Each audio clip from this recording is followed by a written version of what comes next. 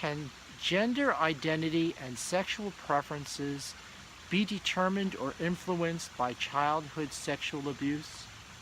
I'm Herb Cohen. I'm a licensed professional creative art therapist. I'm EMDR certified, and I specialize in trauma and addiction. My YouTube channel today will focus on answering this question, and I'm glad that you're here to join me. If you like what you see or experience and learn from this, feel free to like my video and subscribe to my channel so that we can stay connected. So let's explore this difficult question.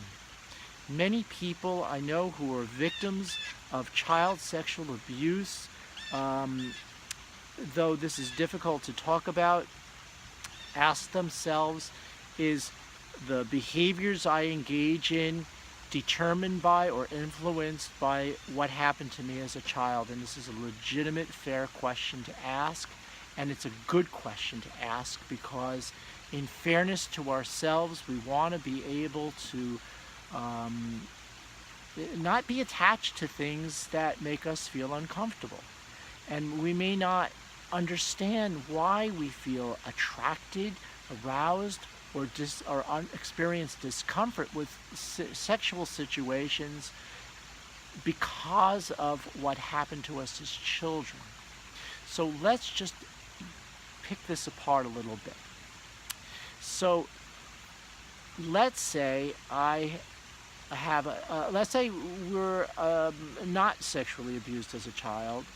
Growing up, we know early on in our lives what our gender identity is and what our sexual preferences are. If there's no other factors influencing us, this is really something that is determined naturally at a very, very young age, we know. And let's say we have a situation where we're sexually abused by people who are family members, an incestuous situation.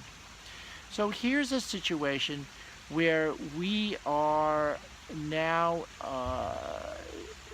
dependent on these family members. As a child, we are helpless and not asking to be put in this situation. And yet, we're getting possibly loving attention from these family members. We're getting attention that we normally wouldn't get outside of the sexual relationship. And our bodies get aroused. Young children, very young children, can become sexually aroused and even experience orgasm. And this becomes a betrayal of our body experiencing pleasure in the face of a situation that I don't want to be in and I don't experience emotionally as pleasurable. And there's this confusion that sets in. So let's understand something very, very clearly. We're looking at ourselves and we're saying, is my behavior normal? I don't like that word normal, because normal is a judgment, and it's set up by what we agree as society as a whole, as a group, as a large group, to be what's expected. Well, you know, this changes constantly. We're in a society that is changing and evolving, hopefully. And I'd like to throw that word out of this video because I'm not here to pass judgment on anybody's behaviors. And what we need to also do is create a different context in looking at our behaviors in the form of acceptance and compassion. So let's just look at this closely. We're asking a question about gender identity and sexual preference. Sexual preference can be broken down into relational sexual preference, how we relate to another person, what do we need out of our relationship with another human being, and what do we need to be sexually aroused, to experience pleasure, and to have orgasm, experience orgasm. So these are important aspects of sexuality that we want to look at. Now, we know that gender identity, no matter how we're sexually abused, no matter how frequently or by whom, regardless of gender, is not determined ever by sexual assault. And it doesn't matter how young we are. Gender identity is not influenced by sexual assault. Sexual preference, however, which is more a determinant of our behavior, is influenced by sexual assault. Or let's say it can be influenced by sexual assault because not everyone may have that experience. So how does that happen? What does it look like? So as I just described, if a family member is engaging me sexually, my body's responding pleasurably, I'm getting some kind of relational attention that I didn't get otherwise outside that relationship. The message to me is that sex is love, and it almost becomes a currency. So that sex is love is then what influences my behavior as an adult. So I may develop even an addiction around that, such as a sexual addiction or a pornography addiction or sexual acting out, and I'm looking for love, and I may do it compulsively or do a lot of it. I may have compulsive masturbation. This is an attempt to reenact getting love out of my sexual relationship. It's looking for love in the currency of sex. And unfortunately, that's not happening. That's not where we get love. We do it over and over and over again because our mind says that's what I need. I need love. And I act out sexually to get love because that's what I've been taught. That's what I've learned.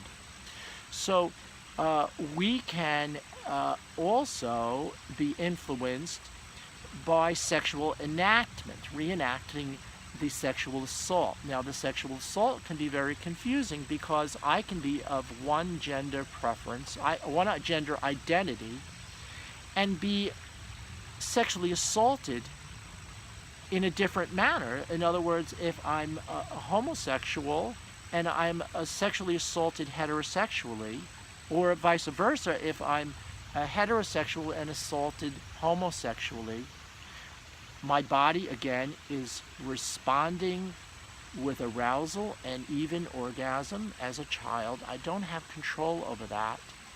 And so as an adult, I may know my gender identity.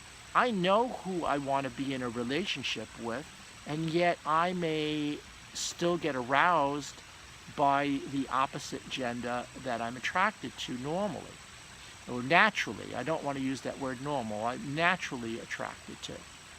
So I may even have to think about that gender's body parts to be aroused and have orgasm, even though from my gender identification, I'm really should be focused on my arousal, should be coming from the gender that I'm naturally sexually attracted to. This is confusion. This makes people think that I don't know who I am. It creates sexual identity confusion. Let's not be mistaken. This is sexual preference, not gender identity. That confusion, so let's separate that out. And let's also understand there's very, very specific aspects of this that relate to our trauma. And those arousals and excitements that are related to our trauma may be only fixed as the traumatic memory is fixed. EMDR is an example of a therapy that unfixes traumatic memory, and with the release of those memories from their fixed state may also come the release of these arousals that are necessary for us to experience sexual satisfaction. And the relational aspects, I will understand that sex is not love. We can unlearn that, and we can stop sexual reenactment, which is not who we are. That's my trauma. We don't want to identify with our sexual reenactment of our trauma. We don't want to identify with our trauma. We want to be who we are, genuinely and lovingly have interpersonal sexual relationships that are arousing and satisfying sexually and physically, as well as emotionally. This is who we are. This is who we want to reclaim through therapy and through help. For more information on this, like I said again, like and subscribe to my channel and visit my website, herbcohen.one. This is, I hope, a point of introspection that will be helpful and important to you. And I hope we keep connecting. So hope to see you again soon. Thanks.